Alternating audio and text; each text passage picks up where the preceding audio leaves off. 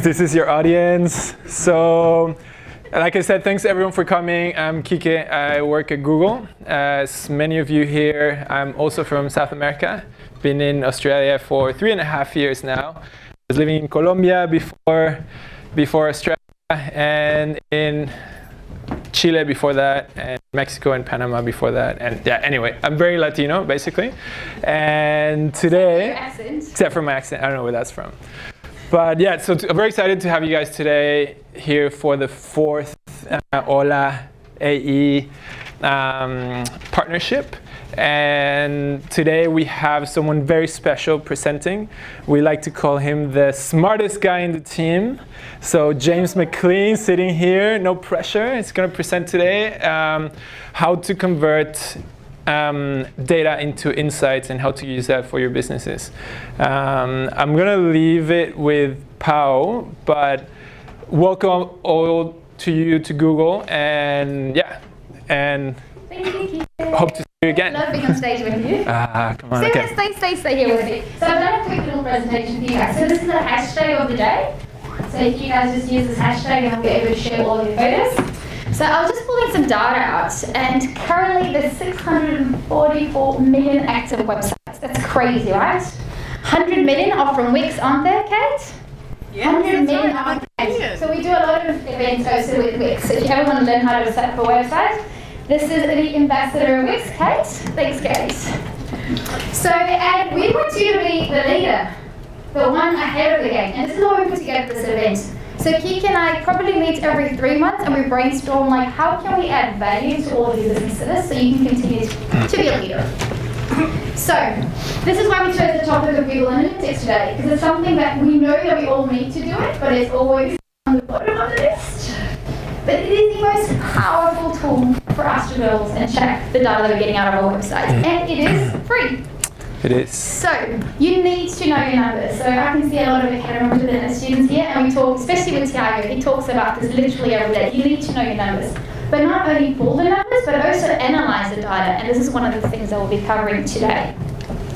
So, things that, it's so simple. I was speaking to some people the last week as we started inviting everyone to this event. Through Google Analytics, you can see who's visiting your website. You can see what they're looking for, what keywords are used.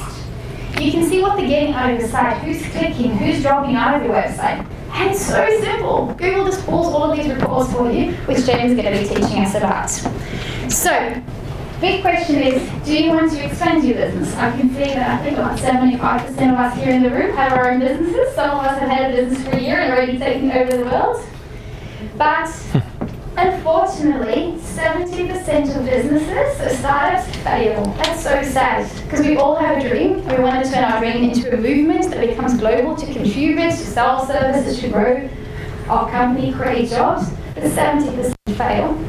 20% just survive, and only 5 to 10% will become large businesses and scale. And David Landis is sitting here, shared a very interesting article a couple of days ago on LinkedIn on the importance of scale up. It's a very hot topic, startups, right? Everyone, startups and entrepreneurs, but it's not enough to be a startup. Because you're in the 70% if you're a startup. But going from startup to scale up is a big jump. And Google Analytics, from my point of view, is one of the best first tools you should be investing your time into, right? And it is. Who here has a website for their business? Who here has a business and doesn't have a website? Oh, wow. Okay, that's... What? Okay, don't worry. You need to get on that. Sorry, guys. So any of you guys trying to drive traffic to your website, I assume? Yeah. Do you find that difficult? No? Don't care? No, just joking. But yeah, James will be great at showing you guys how to best use those data points that Paul was mentioning and to convert your business into a hopefully successful, scalable business as well, and drive traffic to your site, which in the end of the day means people that know about your business and that will end up buying your products or services. So we want to take you from startup to scale up, and that's the program, one of the main programs that Tiago and I are working on, General Manager at Accountability. So we've been very big on getting you guys started at Accountability. Now we're talking about scale up. turning into a multinational, something that's scalable, a franchise, whatever we can do to scale, then it's about building teams and building a structure that's sustainable for the long term. So our slogan, as all of you know, is Boss Your Future. So the only way that we can scale you is by you taking the step and becoming your own boss in attitude, not just the boss because you own the business, but taking ownership and improving what you're doing every day. And that again is what Google Analytics helps us do. So to talk to us, if you want to book in a coffee, our campus is just on the road, I think 200 meters, like neighbors. So the info at AD Study, or just message us through the hashtags on Instagram, Facebook, and everything. Cool, you guys ready to start?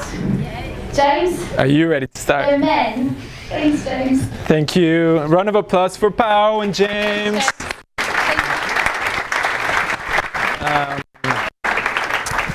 Here you go. No worries.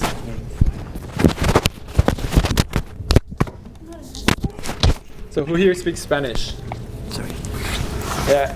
Have you guys heard a saying? Hey, James. Cool. Yeah, well, we're at Google. We have to plug in stuff and, cables and,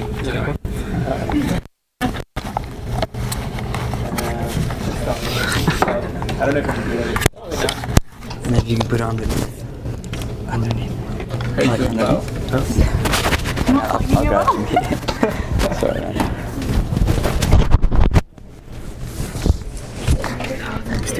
Thank you. Ah, nice one. Thank you. That one, yeah. That one's working?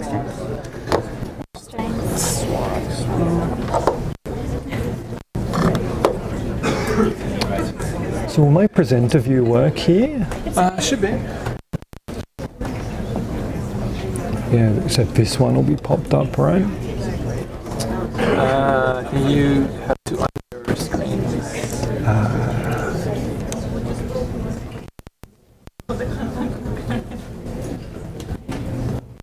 Or is it just mirroring yours? Yeah.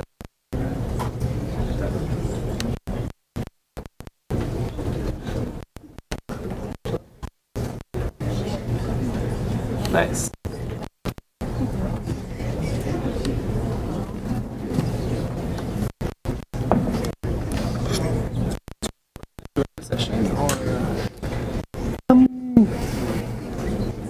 Even for the end, I think it's fine. At the end? Yeah. Cool. We're going to give it a microphone. So if you guys want to ask questions, he has organised some goodie bags. So every time you ask a question, you get a goodie bag from Google as well. Yes. 2 for 1. An answer Yes, but with please. goals and a bag. And please hold on the questions till the end of the session and look for the microphone on the sides. Work to do from the back. Thanks, James. Thank you so much. No problem at all. Yeah, thank you, and thank you, James. Hi all. I'm James. So I'm something called an analytical lead. Don't ask me precisely what an analytical lead does. I think each analytical lead at Google does something a bit different. Forecasting, statistics, spreadsheets, analytics. Yeah, we love it. We love data. Who knows what a hippo is? Other than a large African semi-aquatic mammal. Anyone? There's a hand over there. A hippo is the highest paid person's opinion.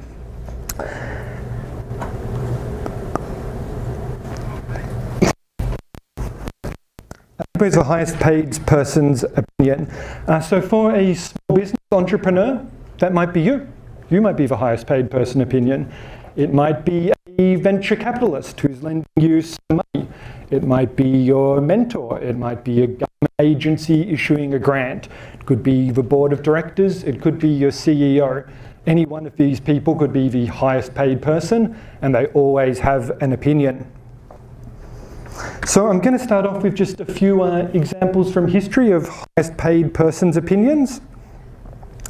As this is Dick Rowe. He didn't sign the Beatles because 4-piece bands were actually on the way out. 21st Century Fox sold the right to all Star Wars toys to George Lucas That was for $20,000 because kids buy toys and kids don't actually watch sci-fi. So I think that's $3 billion at current count. And this is Bill Orton. So he had a patent for the telegraph, and he actually got the opportunity to buy another patent. He reviewed it, said, oh, this thing has no commercial use, it's a magical toy. And that was Alexander Graham Bell's patent for the telephone, which destroyed his business. So these are all fairly old examples, historical examples of where the highest paid person's opinion can be dangerous.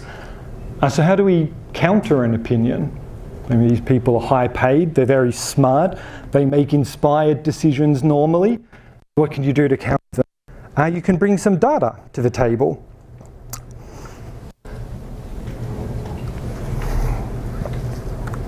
So, how does Google use data?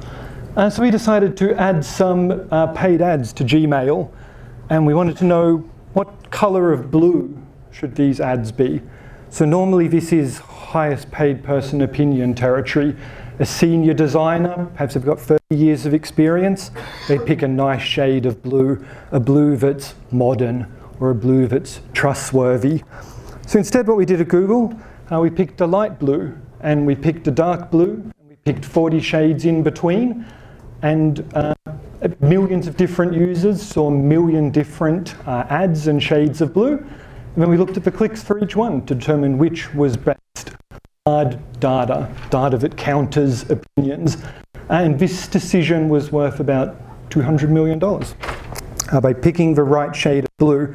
So this sounds easy, just use your data, counter opinions. I think every business here would definitely be saying, I use data for my decisions. So let's have a look at, again, another Google example where this can sometimes go wrong. This is a story from a nameless engineer who might actually be my brother who works across the road. So imagine you have a product manager of a Google Maps suite, and you're an avid cyclist, and one of the things that annoys you is when you book a cycling route, you don't know if it's uphill or downhill or flat. So you decide, let's start putting in some topographical information into our maps. So after many nights of coffee and donuts and satellite images, your feature's live. Cycling routes now include topographical lines. And the boring part comes. The Vice President of Engineering is in town, and he goes, was your change a success? Did you make the right decision? So we get some data. The data we look at is session durations. How long did users spend on an average visit to the cycling path in Maps? And then we look at the click-through rate. What are people doing on it? Are they interacting? Are they pressing buttons, exploring menus? They've both gone up. Fantastic. Users love our new features. They're engaging, they're exploring, they're having a great time. The products are raging success, bonuses across the board. They've gone down. This is excellent. Users are finding the information they want straight away. Everything's available, no fussing. The products are raging success, bonuses all around. Does this sound familiar? We're in hippo territory again. Disguised hippos, sneaky hippos, hippos that aren't making data-driven decisions, but decision-driven data. I sincerely believe that there's no business in the world, including us, that doesn't fall into the trap a little bit. It always happens occasionally. You go looking for data to support a decision rather than the other way around. So we're going to talk a little bit about what's the difference between data and insight, how having a rigorous structure around your insights can help you avoid sneaky hippopotamuses. So there's three things that need to go into making an insight. The first one of those is credibility. An insight has to be credible. So in our Maps example, the credibility of that insight was that this metric leads to user happiness. That's not a credible piece of data. In this example, we ended up having a little pop-up of users' maps, asking them to rate the new experience from 1 star to 5 stars. That's a credible data point that you can use. There's also a risk here with statistics. I've seen an example where it was a beautiful piece of insight from an online electronics retailer that people aged over 66 were converting incredibly well on site. Good, solid, reliable data, 25% conversion rate, massive. It was 8 people and 2 of them converted. It's not credible. Always go back to your statistics. You know your business, you know the facts. Always overlook out top, is this credible? Have we missed something? The next element of an insight is it has to be novel. An insight needs to be something that hasn't been done before, something that hasn't been considered before. So if I come up with the insight that the average Bentley customer is rich, white, old and male, it's not an insight, it's not novel, it's been done before. And then the last element of an insight is actionability. It doesn't matter how solid the data is, how unique and exciting the opportunity is, if you can't pull the trigger on it, it's not a true insight. So if I'm a basketball player, there's a super strong correlation between people over 7 feet and slam dunks scored. But if I'm only a 6-foot basketball player, that's not an insight for me. There's no actionability. So Google can help. We have tons of data. This is just some of the public tools that we've got available that anyone can use. So there's thought leadership with Think with Google. There's consumer research with our barometer and our surveys. There's what's trending, what are people looking for with Keyword Planner and Google Trends. And today we're going to be talking about YouTube and Google Analytics. So what is Google Analytics?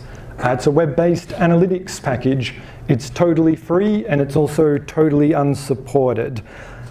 Once you get more than 10 million hits per month, it'll start being sampled. It's one of the most popular analytics packages on the web. It's rarely the only solution, but it does integrate very powerfully with other Google technologies, which I'll talk about a little later. How hard is it to get Google Analytics on your website? The hard way? Any HTML coders in the room? A few, nice.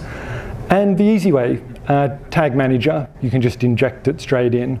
I think the record's about 5 minutes from one of our ALs.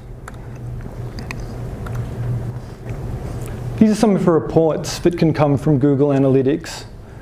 So it looks like we've got some source mediums, sessions over time, purchase funnel, bit of custom regex there for a language, device splits, channel grouping data. Google Analytics has so much data it can be a little bit scary. It's very easy to go down the data rabbit hole. So I always say, come with a question. Don't just set Google Analytics up on your website and start clicking around. Have a hypothesis, have a theory, some sort of question that needs to be answered. Otherwise you will be lost. So, analyze the data. What types of questions can Google Analytics answer for you? So, audience. Who are we reaching? How old are they? What gender are they? What are their interests? What are they searching for? What else do they do online? Where are they coming from? Do they go to your site directly? Is it from email marketing, paid search, organic search, Facebook's campaigns, YouTube ads? How are these people finding their way to your site? Behavior. Once they're on the site, what do they do? Are certain pages better than other pages? Do certain pages convert better? And then last of all is conversions. What action are they taking on the site? What do they actually do when they finish their experience? Often with conversions, we get the question, what if I don't have any? What if I don't have e-commerce? Can I use a web-based analytics? And you can. In the absence of e-commerce, there's a whole bunch of other metrics that you can use to sort of measure that user engagement. So it might be clicks through to a retailer's website, people looking for information on where to buy or acquire your service. It could be something much simpler, signing up for a newsletter or updates, downloading a brochure. If you don't have any of those points, we can go another level up, look at some engagement metrics. How long do people spend on my site? Load time on this page, do they keep coming back to this page? How many pages do they use per each session? How many times do they just quit that page and go back to the search results?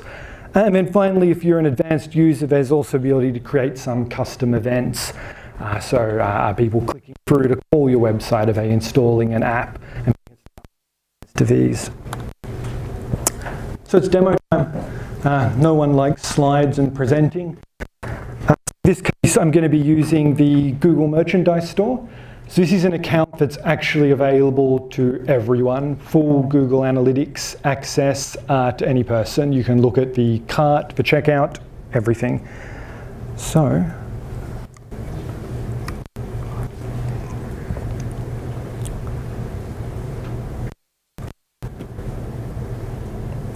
this is a real live Google Analytics page for the Google Merchandise Store.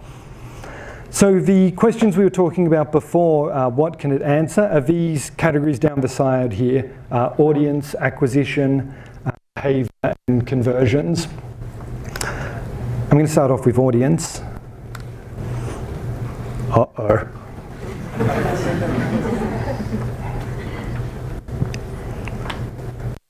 Please, demo gods, be kind.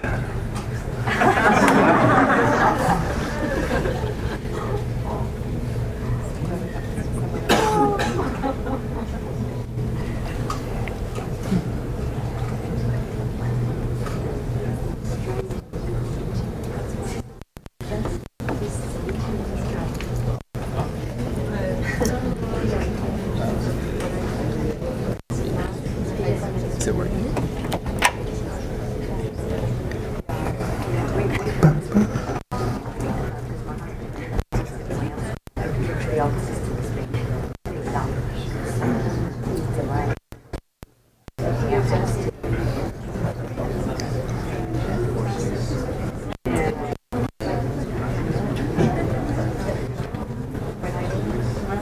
So one of the things that they have to do is that you need internet for Google Analytics. Everyone's got internet? Right. So I'm back on the styling job now, as per usual. Is this the workshop part? This is the workshop part. All right, so you guys want to pull out your computers. Everyone that's got analytics should be told to bring and your login to analytics. So you might want to follow through with James, because he's going to show you guys. This is a part that I'm show you to get those insights from. So maybe while he connects, take a minute to pull out your computer and into your analytics account. Google X. And if you don't have access to your analytics account, just search for Google Analytics demo account, and then just click the access to demo account. You'll have access to the one I'll be walking through with. Cool. I did. Back. Good.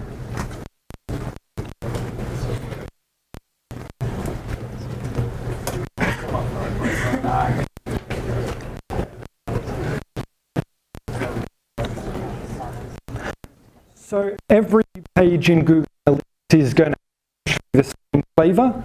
You can save, export, and share results in the top. You've got your data picker.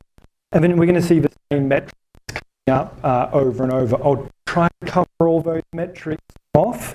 If I forget any of them, you can always just float over, and how that metric is calculated or information on it will pop up.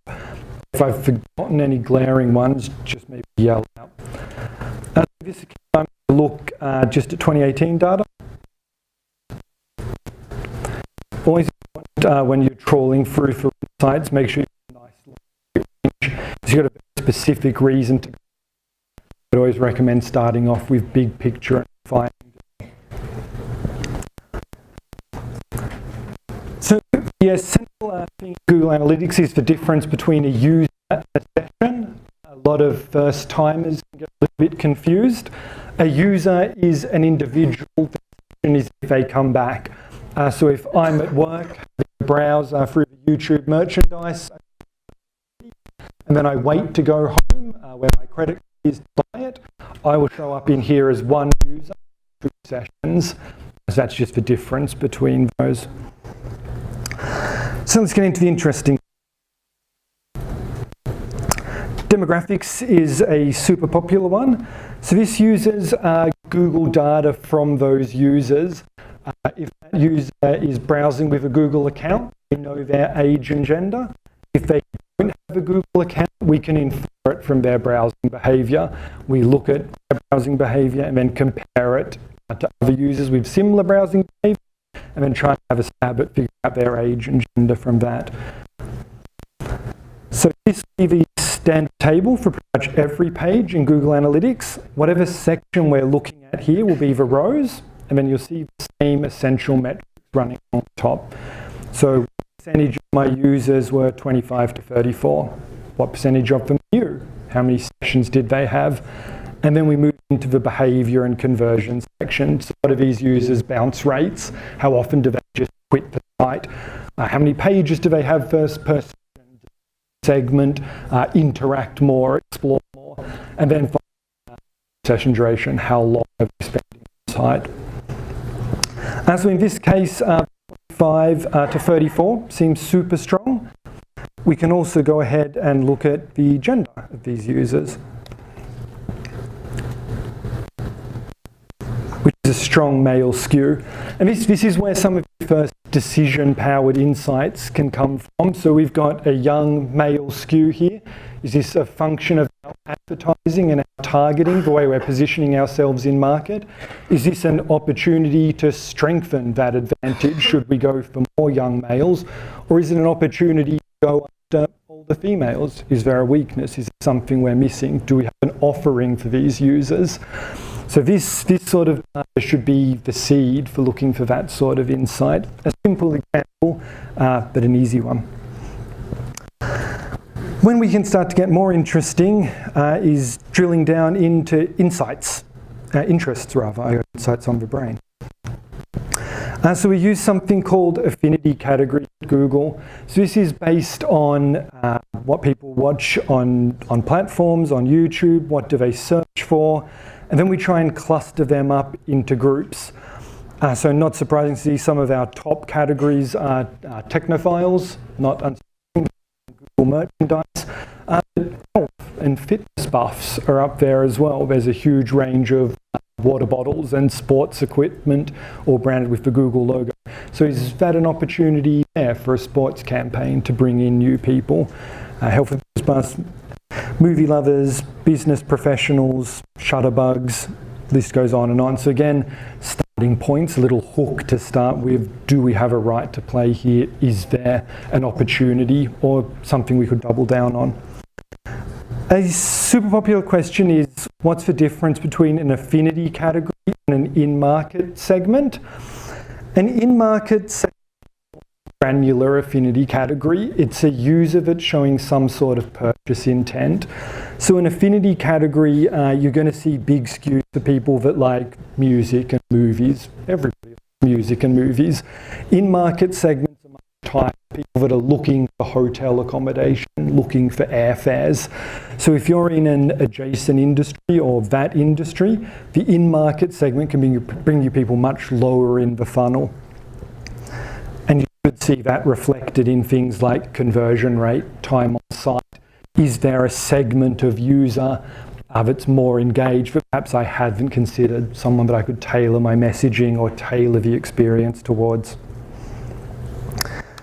We can also look at technology. So browser is, are they using Chrome, Safari, Internet Explorer? If you're a technology company, can you tailor your site to be slightly different for these people? Do they have a slightly different behavior? We can also look at mobile, right down to the device level. So are they using a Pixel XL2? Are they using an iPhone X or a Samsung? In this case, super simple graph, we're just looking at are they desktop users, mobile users, or tablet users. So we can see the Google merchandise score spikes up every Monday through Friday. Most likely are Googlers ordering merchandise for events like this, and then slumps down on the weekend. Where things start to get interesting is if we plot each device. And we can see different behavior. The desktop devices are spiking through the week and the mobile devices spike up on the week. So we can look at, are the mobile users purchasing something different? are these our fitness buffs? Are the desktops our working professionals? Can we target these users differently, deliver them a different experience? Next category is acquisition. I'll stop there. Any questions on the audience space?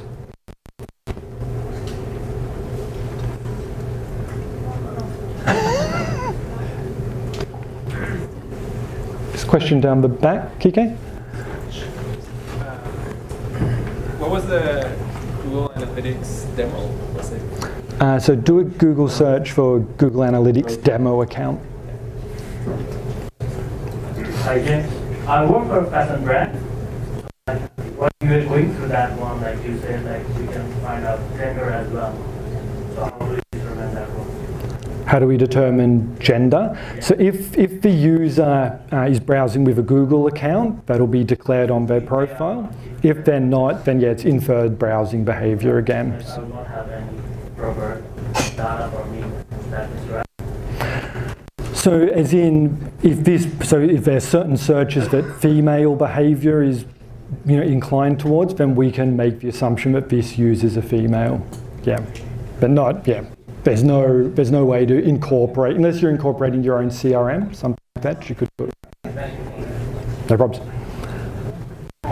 Just a quick question, but for some reason when I look at age or gender, I'm not getting any information about that. It's just like zeros everywhere, even though I do have some people coming onto the website. So if you've got a very small amount of people and the system's not confident, if it can't classify them, it's not just going to dump them in a random bucket. It'll leave them out if that's.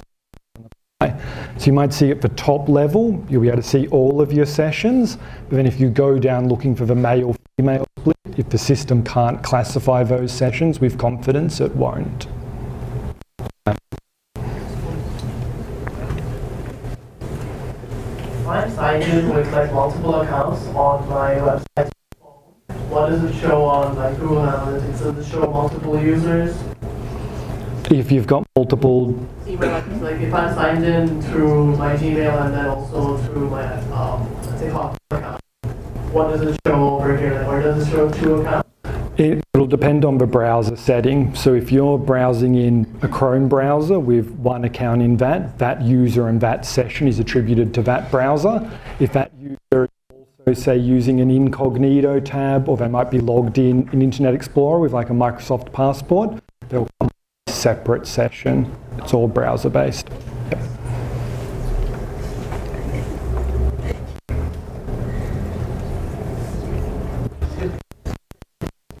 Categories, is there a way to redefine the categories, or the definition would remain the way Google has done? Like if I want to redefine what constitutes a particular category, can I redefine it? So the question was about the category classifications. Now they're hard-coded Google ones, so they're built in. You'll find they're super granular. If there's a category that's not there, I know the engineer guys would probably be pretty interested to know what it is. And this was one of the integrations that we were talking about previously. So when you look at those affinity categories, they plug straight into things like YouTube, AdWords, just import straight in to target these people as they move across the web. Yeah, so you look at that user individually and all his data or his or her data and keeping the identity of the person, or you use that information to model the behavior of a specific user. So you know that this user is the previous person who is incognito or something like that. So it's all going to, so in terms of the user level tracking, it's always going to be browser based. So if that person is using an incognito tab, unless they like log on to your website, so they use the same username and password, there won't be a way to link those two up. It's always, there's no way to put a user level insight. The engineers we would never allow that sort of privacy breach. Yeah. So you can use the IP address, right? Yeah, so if you were capturing IP address as part of your login under your terms and conditions, you could stitch that up, but it's not something that will be integrated into analytics for privacy. Yeah. Hi, James. Okay. Thank you for the time. Of course. A few quick questions. What are all the different ways that you guys are on these in market segment categories? And also, why is it 100% in terms of the users covered by those? So first of all, it's from user browsing behavior, so so YouTube, Google search results, maps, that sort of thing, location history, to try and infer what those interests are. And what was the second part? Why doesn't it add up to 100%? Yeah, just in terms of, I guess, the percentage of users that are covered by that. Is there a kind of reason why it's never? It's going to come down to systems confidence as well. So users have the option to opt out of any sort of tracking or tailoring. So if a system's not classify that user, if someone's cleared their cookies or they're browsing in incognito mode, there's not going to be any history on that user to try and classify them.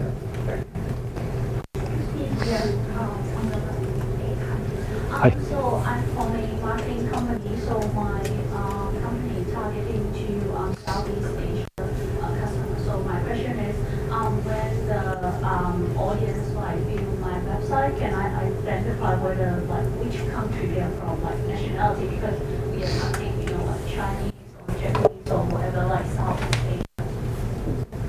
Asia. Yeah, absolutely. So you can, under the geo section of audience, you can look at both the geos in those that browser based. You can also look at the language setting of that browser. So if you're interested in, say, Japanese people that are living outside of Japan, you could target just that JP language flag, for example, or cut your insights on that level as well. Yep.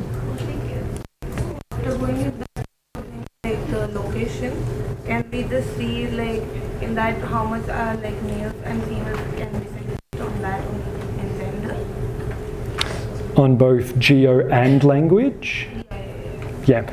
So we're moving out from GA 101 into a little bit more advanced. Up here is something called segments, which lets you build things based on a combination of different metrics. So you could say, I want males aged under 25 who are not in Japan but speak Japanese. And then that segment will apply to that entire view of GA. So you could then view in what are these people's behavior on site, what is their e-commerce activity like. But again, advanced. Sometimes you get these random users from company you don't sell, and obviously after searching into it, some of the recommended options are to set up filters, right? And filters against spiders or bots. Is that something you recommend, or is there another method? Just to make sure you don't skew your data again. So Google Analytics will have some filtering built in to stop web crawlers and such. Again, it's going to come down to a question of volume. If you have one user from Kazakhstan every 6 months, not a problem. But if, say, you see something that's happening multiple and you're starting to skew, then yeah, implementing some filters and segments to exclude that. It's all going to come down to volume in the stats.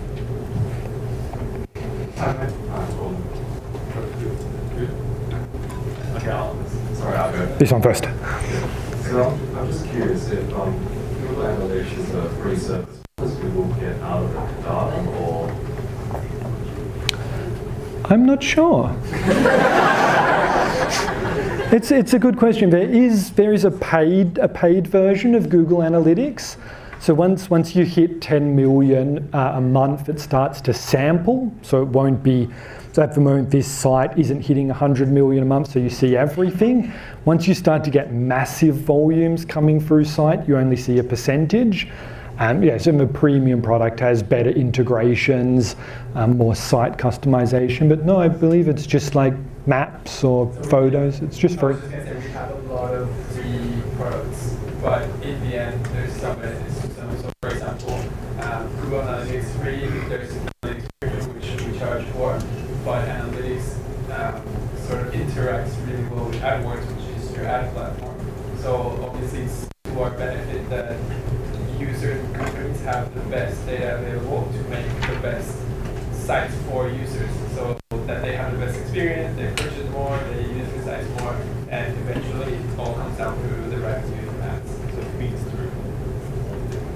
Yeah, so I don't have Google Trends, for example, it's for free. Google Peers has used Google Trends.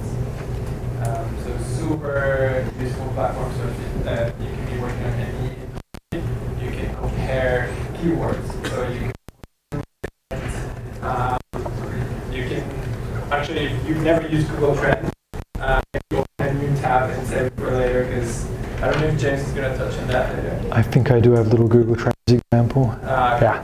So yeah, we have lots of free tools for companies like yourselves that we encourage using. But yeah, no, we definitely don't get the data from analytics. That's definitely no. Thank you. No worries. Questions?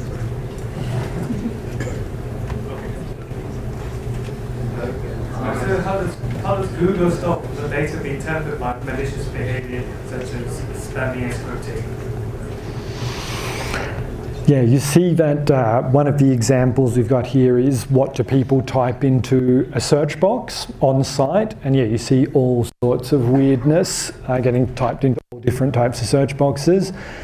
And we try, if again the data is obviously from a web spider or some sort of automated thing, it will get culled. But if not, our approach tends to be to leave it there. I mean, it's sort of up to the business owner to determine it. What could be spam for one business is useful insights for another.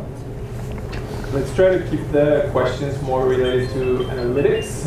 If you have policy questions or revenue questions or any sort of or security questions, maybe come talk to us afterwards and we'll be to answer any questions. But let's, just for the benefit of everyone, let's keep it more on the analytics usage type of questions. But thank you, James, for answering everything. Analysts don't do well with policy. Good call, Kike.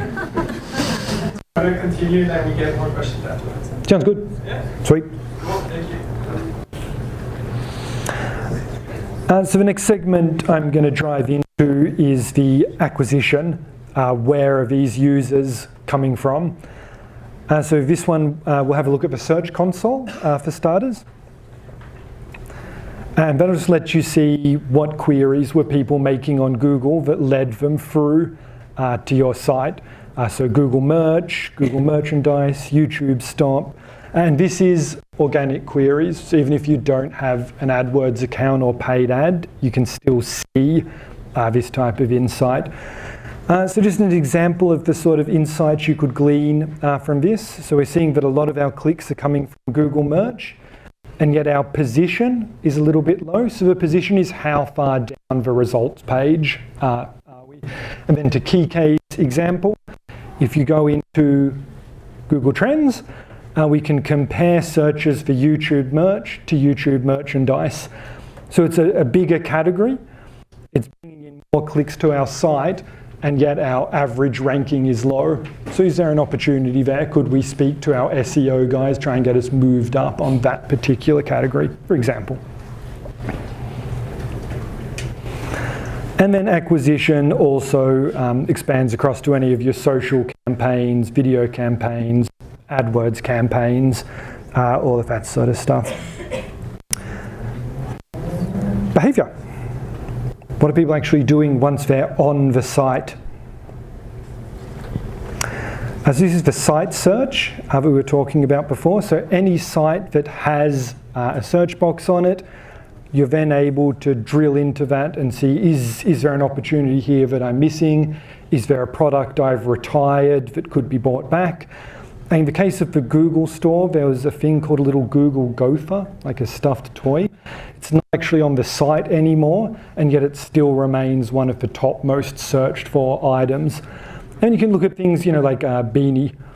So it's a reasonably popular search, but everyone that makes that search exits the results page. They quit the site because we don't make a beanie.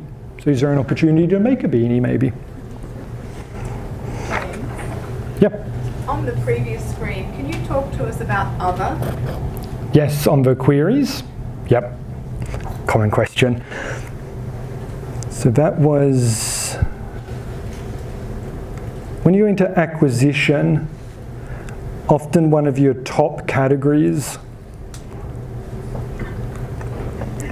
will be this other category. It's to do with the classification because this is user level searches for someone decided to type in to the Google search box to then expose that information to a website owner. The engineers have to be super confident that there's enough volume behind that the user can't be identified. So for instance, if I make a search for some sort of health ailment or treatment, and then I log on to the site to buy it and have it shipped to me, if I'm the only person that made that search, my search could be linked back to me. So there has to be sufficient volume. The search term itself has to not contain anything sensitive that could reveal the ID of that user. And then any search term that doesn't meet that criteria gets lumped up in as other. So again, it's just to camouflage potentially sensitive user info. Just privacy is always key for our engineers. Thank you. Does that make sense? Yes. Cool.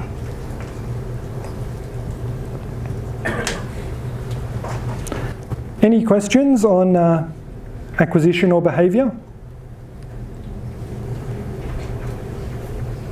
All good. Sorry, can you take us through the landing pages? Yeah, for sure.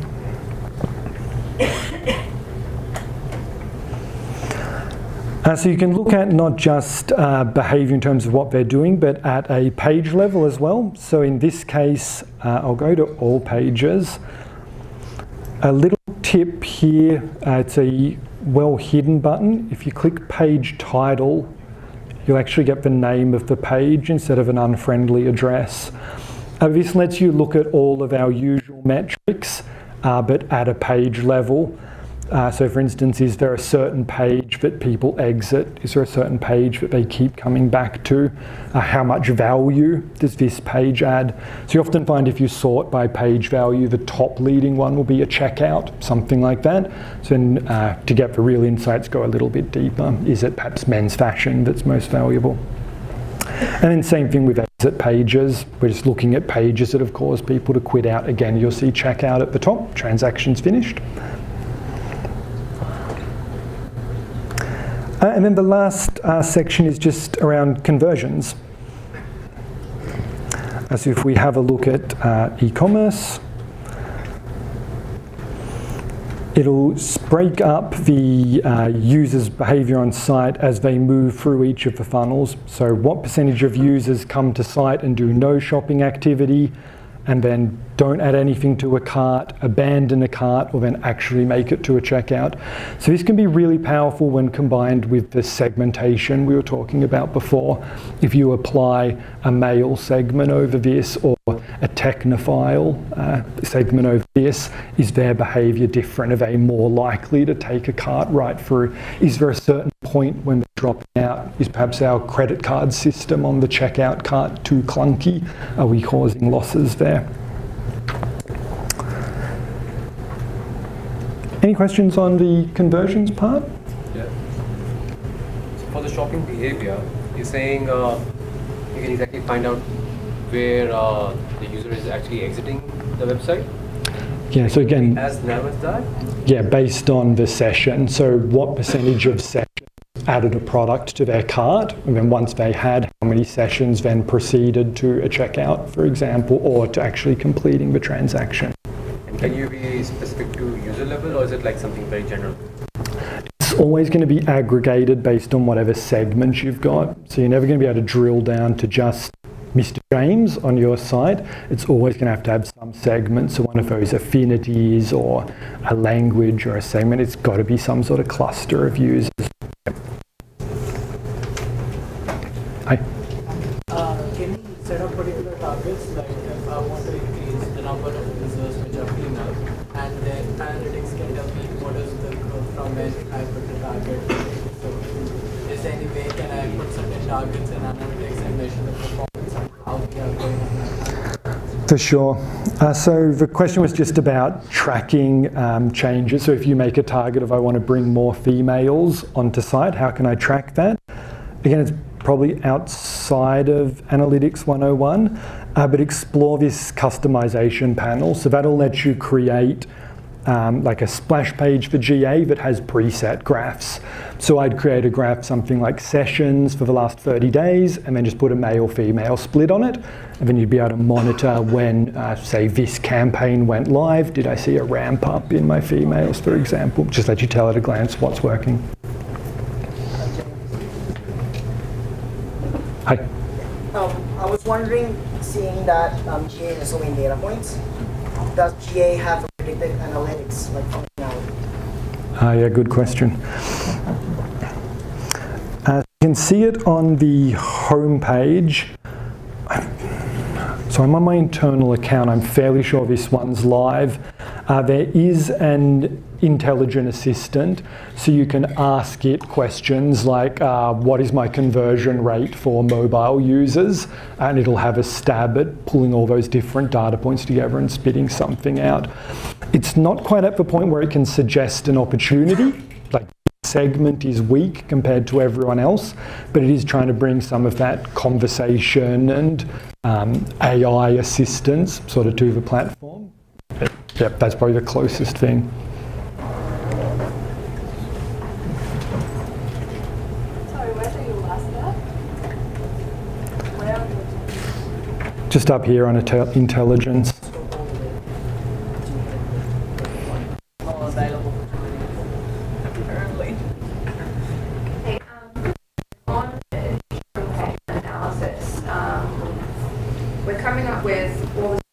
But nothing is coming up for the sessions with product views or add to cart or checkout. We definitely have had, we were an e-commerce site, so we definitely have people that are going through and converting. Would there be a particular reason why that data doesn't come up in the shopping behaviour analysis? Not that I can think off the top of my head without seeing some code. Eyes aren't quite that good, but yeah, if you want to have a chat afterwards, I could have a sticky. Yeah. Any other questions? Yes. This is kind of removed from this particular part of the analysis, but I want to know if you can use this tool for Facebook pages.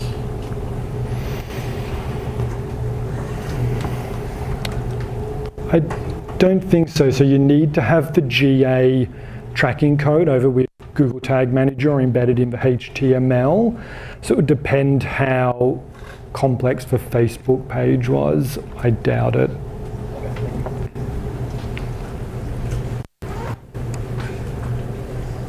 Is it linked to Instagram? Because I find that if I Google something, it actually sort of tracks me onto Instagram and show some ads to Instagram.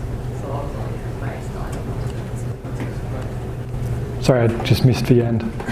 is it linked to Instagram? Like your data will export to Instagram? There is nothing. No, Instagram's Facebook properties, yeah.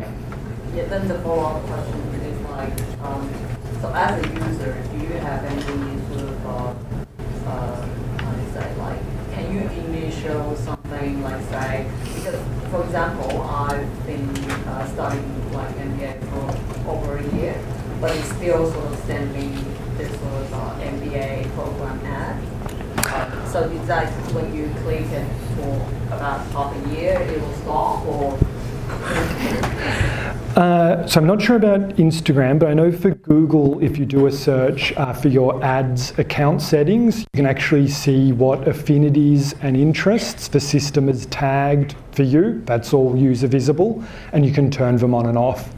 So if you find, Google Display Network ads following you with MBA ads, and you've now enrolled, you can turn that off and they'll go away.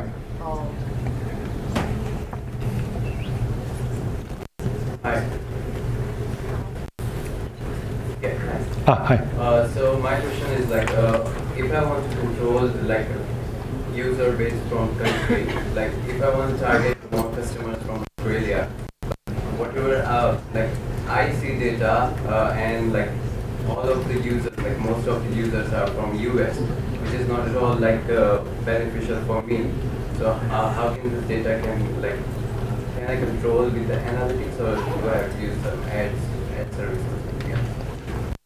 So the analytics package is just going to tell you the behavior for users that are on site. So it's going to be essentially saying, 80% of your users were coming from the US, the analytics platform isn't going to be able to change that. It's just going to provide you data to justify that decision. So if you only ship to Australia, your US customers are going to have no conversion rate, as an example. So it should be providing data points for you to have that proper rich insight that these customers aren't valued to me, they're bringing in no money, we shouldn't target them, we should exclude them. But the analytics package on its own isn't going to be able to upweight Australians. That's going to be separate campaigns for yourself. Yeah.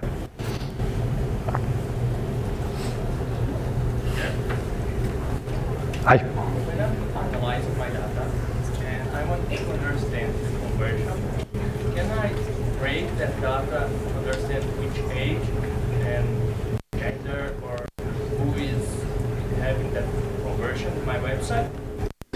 It gives me some information about benchmark, how other companies in my industry are doing with conversions or something like that. So the question was about segmenting conversions by demographics and interests. So yeah, if you've got a set demographic that you want to follow around, I'd build a segment for it. If you're interested in which demographic is best, then yeah, then going into audience, demographic, age or gender, we'll spit that inside out. In terms of benchmarking, no, Google Analytics data belongs to the business. So even me working in Google, I can't view a business's GA data unless they add me to their account and go in and do it. We don't use that data to build a benchmark or anything like that. A package is something like SimilarWeb or your Hitwise, those sorts of platforms might be able to put insights there. But yeah, GA, it's always going to be your data and yours only. Yep. Could you go through the behavior flow and show what kind of data can get from there? A behavior flow? Yes. Yeah. If my laptop has enough memory. It's a bit like me on a Friday afternoon, spent.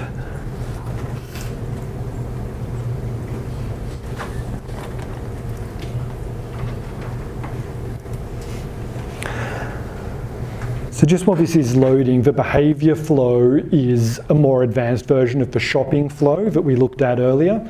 So while the shopping flow will use things from your e-com module to just look at added to cart, checkout completed, the flow is sort of across every page, essentially.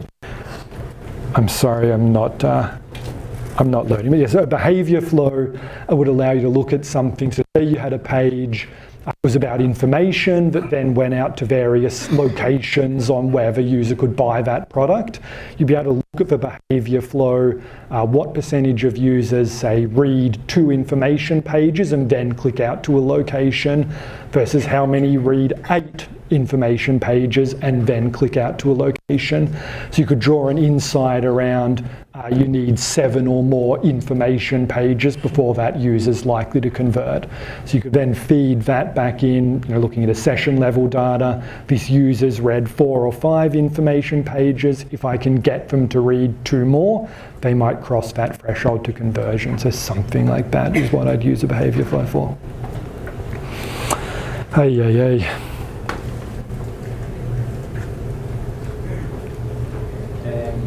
Does Google Analytics work also with a free website provider like Wix, or it should be only a personal or private hosting? Works great with Wix. Ditto.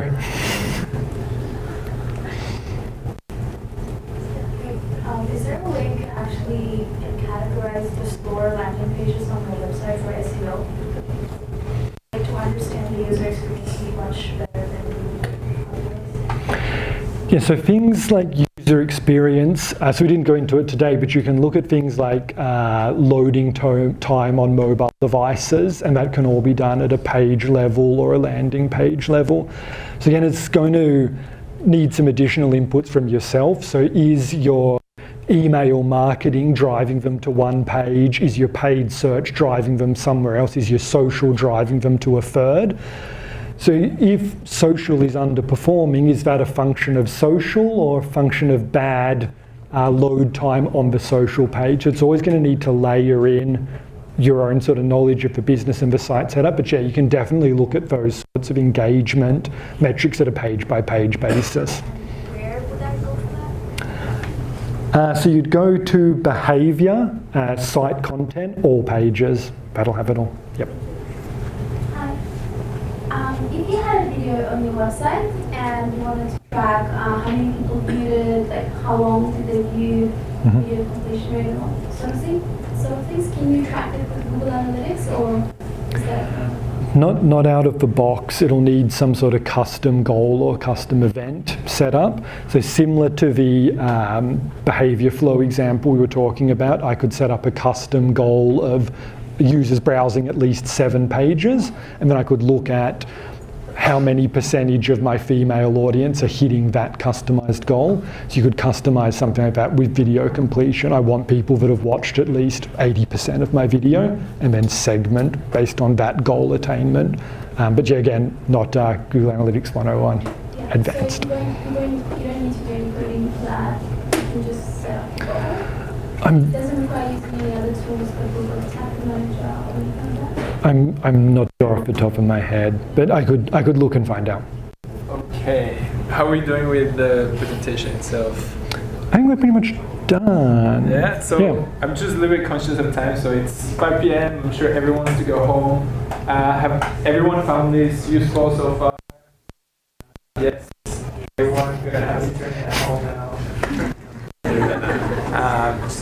Okay, James, thank you very much. That was really, really amazing. Could anyone, let's give away some of the things that we haven't been giving away. Well, let's say 4 people who could say what are they gonna use analytics for moving forward, and or what was the main takeaway from this session? You're famous around the world. I have 20,000 views probably by now. Yeehaw. Yeah, you're a celebrity. I'm gonna use analytics for franchising. So I have a target audience. So through those visits, I will make more accurate targets for franchisee accounts. That's perfect. What's your time? You get a gift for the man over here? Thanks, Thank you. So one person here is going to use Google Analytics for knowing the audience and use them for targeting. How about you? I'm going to make sure I don't make any hippo decisions. That's a good one. Use the data properly.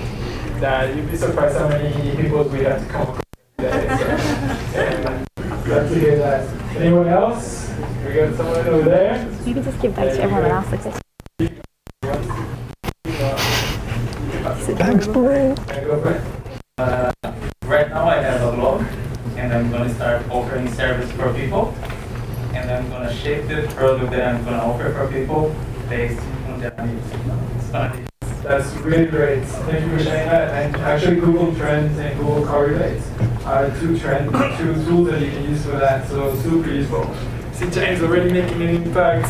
Amazing. Yeah. So, how about you? What are you gonna do? I'm going to use the search term to determine what search terms are to use, how to stuff like that. Yeah. So the search terms is super important. Yeah, amazing. So I think that everyone, I feel like everyone's got a lot from this session, and thank you so much, James McLean, the man, for this wonderful.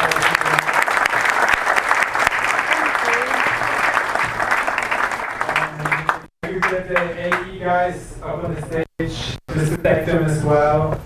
Harry. Where is the Academy of Entrepreneurs? Paula, thank you so much again for your work. And thank you guys for it. So guys, if you want to chat a little bit more about this, make sure to reach out to these guys on the stage. And James McLean, you probably want to go home? Be around for a little bit. All right. So let's get a photo of Thank you guys, thank you all for If you got any questions, we'll be hanging out here for another probably 20 minutes. And then we're all heading down to the court, the bar down at Darling Harvest. If you guys want to to join us for joining, so everyone's invited. Cool? Thank you. Gotta always end up with a couple of things. Come up here. We're doing pictures out.